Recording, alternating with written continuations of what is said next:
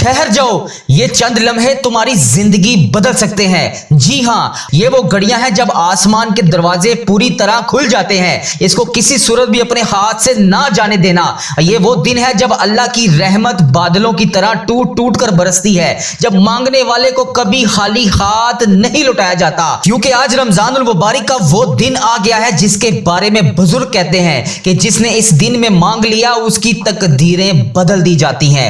अल्लाह पाक ने आपको ये मौका दिया है, इसको किसी सूरत भी ना गवाइएगा। अगर आज आपने इस मौके को हाथ से गवा दिया तो फिर पूरा साल रो रो कर मांगते रहेंगे। वो लम्हा, वो रहमतों की घड़ियां हैं जो जमीन पर उतर रही हैं। आज वो घड़ियां हैं जो बंद नसीब खोलती हैं। और आज हफ्ते का दिन जो रूहानी इतबार से दुआ की चाबी कहलाता है। ये बात दिल में बिठा ले कि आज अगर आपने ये वक्त जाया कर दिया तो फिर ये घड़ियां अगले 355 दिन के बाद वापस आएंगी, और पता नहीं अगले साल रमजानुल मुबारक में मैं या आप होंगे या नहीं। तो बिल्कुल भी परेशान ना हो, उदास ना हो। आज का ये अमल बताएगी तरतीब के मुताबिक कर लें। अगर आप रिज़्क़ की तंगी का शिकार हैं, आपके नसीब बंद हैं, रिश्ते में रुकावटें हैं, मोहब्बत में रुकावटें हैं, पसंद की शादी नहीं हो रही, नजरे बद है, मोहब्बत में रुकावट है, बंदिश है, जादू जिन्नात, किसी किस्म की कोई बेसुकूनी है, सब कुछ आज बदलने वाला है। आपकी जिंदगी में ऐसा बदलाव आएगा कि आप खुद ब खुद हैरान हो जाएंगे ये क्या हुआ।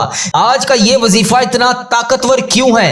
क्योंकि इसकी 3 बड़ी कबूलियत की वजूहात हैं जो मैं आपको भी बताने वाला हूं। इस वजीफे को करने से आपके रिज़्क़ के बंद दरवाजे खुल जाएंगे, रुका हुआ रोजगार चल पड़ेगा, किसी किस्म की कोई भी बंदिश होगी तो वो टूट जाएगी, रिश्तों की रुकावटें हैं तो वो खत्म हो जाएंगी, मोहब्बत में फासले हैं तो वो कम हो जाएंगे, शादियां होने में रुकावटें हैं तो वो खत्म हो जाएंगी, घर में बेसुकूनी है तो बेसुकूनी का खात्मा हो जाएगा, कर्ज की तंगी है, घरेलू नाचाकियां हैं, किसी किस्म के मामलात में नाकामियां हैं तो अल्लाह पाक कामयाबियां अता फरमाएगा। वो मेरी बहनें, वो मेरे भाई जो बेरोजगार हैं वो आज इस अमल को कर लें। वो मेरी बहनें जो घरेलू नाचाकियों की वजह से परेशान हैं वो आज इस अमल को कर लें। किसी सूरत भी इसको जाया ना कीजिएगा।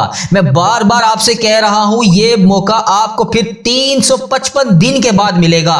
ये मौका आपको दोबारा नहीं मिलेगा। इसको किसी सूरत भी जाया ना कीजिएगा। इस अमल को बताएगी तरतीब और बताएगी तरीके के मुताबिक कर लीजिएगा।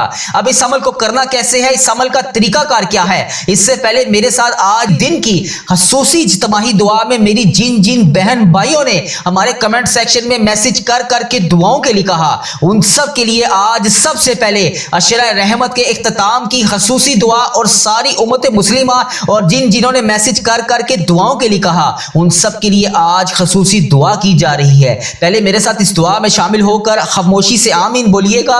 उसके बाद मैं आपको अमल का तरीकाकार बताऊंगा, उसको बताएगी तरतीब के मुताबिक कर लीजिएगा।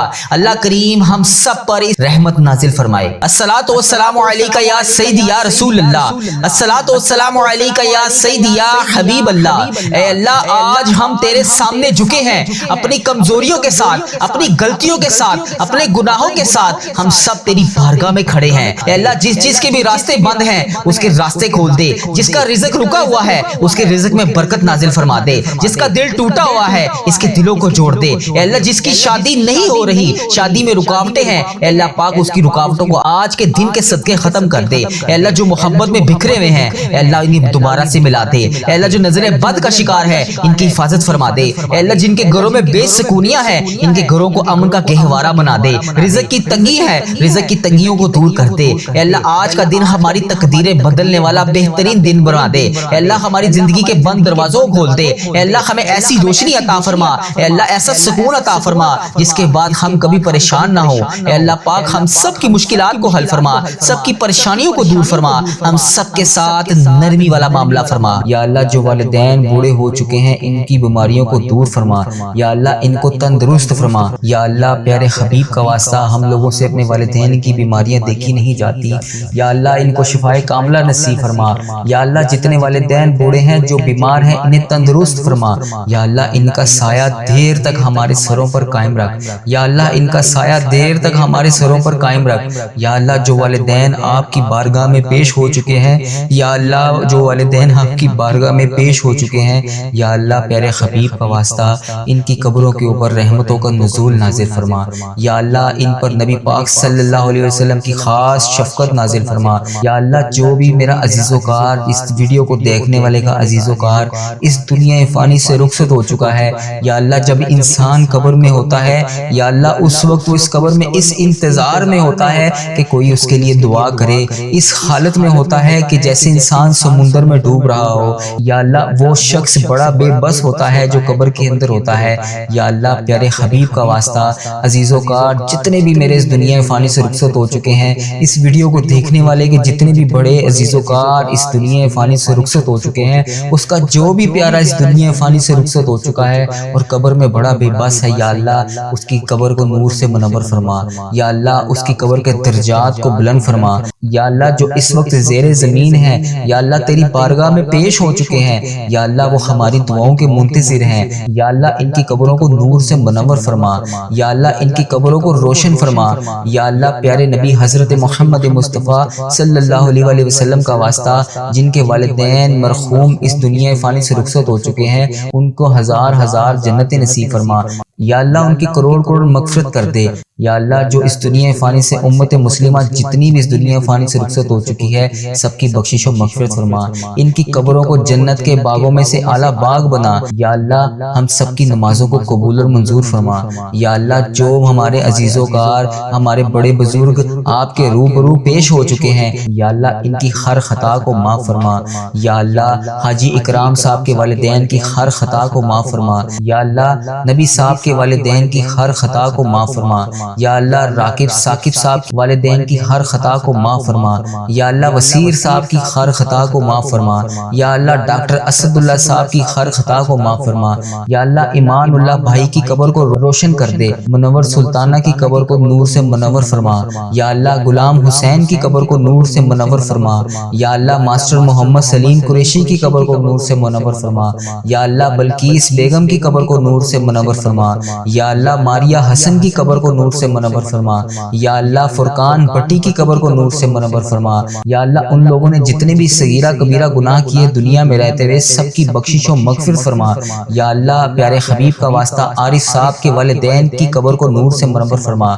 یا اللہ سعید صاحب کے والدین کی قبر کو نور سے منور فرما۔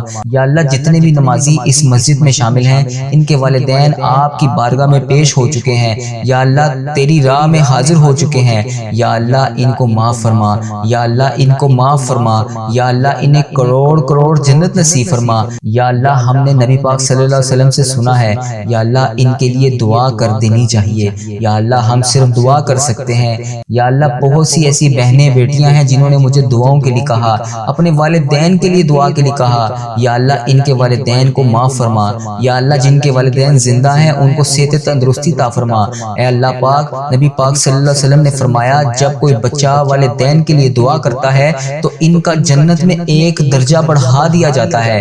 یا اللہ اس ویڈیو کو دیکھنے والے کے جتنے بھی والدین بڑے بزرگ اس دنیا فانی سے رخصت ہو چکے ہیں ان کا ایک درجہ بڑھا دے۔ یا اللہ پاک مزید حدیث صحیح میں بھی سنا ہے، پھر والدین کو اطلاع کی جاتی ہے کہ فلاں بچے کی وجہ سے آپ کا یہ درجہ بڑھایا جا رہا ہے، فلاں بچے نے آپ کے لیے دعا کی اس کی وجہ سے آپ کی یہ حاجتوں کو پورا کیا جا رہا ہے، فلاں بچے نے آپ کے لیے دعا کی اس کی وجہ سے آپ کے گناہوں کو بخشا جا رہا ہے، فلاں بچے نے آپ کے لیے دعا کی اس کی وجہ سے آپ کو جنت عطا کی جا رہی ہے۔ یا اللہ ہمارے رشتہ دار جتنے بھی اس دنیا فانی سے رخصت ہو چکے ہیں، یا اللہ جن کے لیے ہم دعا کر رہے ہیں، یا اللہ ان کے درجات کو بڑھا دے۔ اے اللہ پاک یہ کلام پاک یہ دعا کا تمام حصہ ان تک پہنچا دے۔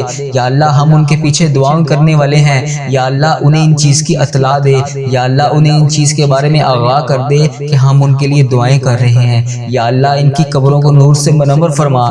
یا اللہ ان کی قبر کو جنت کے اعلیٰ مقام عطا کر۔ یا اللہ ان کی قبر کو جنت کے بہترین باغوں میں سے باغ بنا۔ یا اللہ ہم سب کے والدین بہترین صدقہ جاریہ بنا کر، یا اللہ پیارے حبیب کا واسطہ ہم اپنے والدین کے لیے بہترین صدقہ جاریہ بن جائیں۔ یا اللہ ہم اپنے والدین کے لیے بہترین صدقہ جاریہ بن جائیں۔ یا اللہ ہماری اولادوں کو ہمارے لیے صدقہ جاریہ بنا۔ یا اللہ ہماری اولادوں کو ہمارے لیے صدقہ جاریہ بنا۔ یا اللہ ہماری اولادوں کو ہمارے لیے صدقہ جاریہ بنا۔ یا اللہ گھر والوں کو آنکھوں کی ٹھنڈک بنا۔ یا اللہ ان کو دین کر راستے پر چلنے کی توفیق عطا فرما، یا اللہ اولاد کو تمام نیکیاں کرنے کی توفیق عطا فرما، یا اللہ ہماری اولادوں کو تمام برائیوں سے بچا، یا اللہ یہ تمام تیرے بندے تیرے گھر میں بیٹھ کے تجھ سے تمام حاجتیں کر رہے ہیں، یا اللہ تمام دعائیں کر رہے ہیں، یا اللہ ہماری تمام مشکلوں کو حل فرما، یا اللہ پیارے حبیب کا واسطہ ہم تیرے سوا کسی کے سامنے ہاتھ نہیں پھیلاتے، یا اللہ کسی کے سامنے نہیں جھکتے، یا اللہ کسی کی چوکھٹ پر آ کر سوال نہیں کرتے، یا اللہ ہماری دعاؤں کو قبول اور منظور فرما لے، یا اللہ آپ کو پیارے حبیب کا واسطہ، اے اللہ پاک پیارے حبیب کا واسطہ، اے اللہ تمام اٹھے ہوئے ہاتھوں کی لاج رکھ لے، یا اللہ ان ہاتھوں کو خالی ہاتھ نہ بھیجنا، یا اللہ آج سب کی جولیوں کو بھر دے، یا اللہ ان تمام جولیوں کے اندر خیرت کا نزول عطا فرما، یا اللہ بوڑھے بچے بزرگ جوان نوجوان عورتیں بیٹیاں بہنیں جو بھی تیرے سے آس امید لگائی بیٹھی ہیں، یا اللہ اس دعا میں شامل ہیں، یا اللہ ان کی نیک خواہشات کو پورا کر دے،